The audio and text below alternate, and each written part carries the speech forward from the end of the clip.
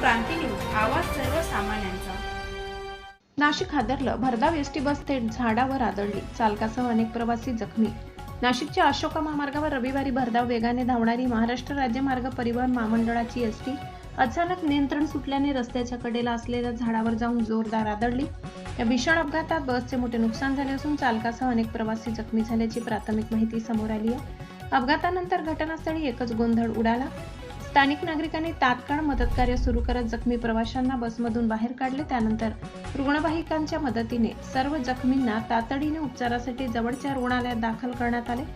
घटनेची माहिती मिळताच पोलीस आणि संबंधित यंत्रणा तातडीने घटनास्थळी दाखल झाली। अपघातामुळे काही काळ वाहतुकीवर परिणाम झाला होता। पोलिसांनी वाहतूक सुरळीत करत अपघाताचा पंचनामा सुरू केला।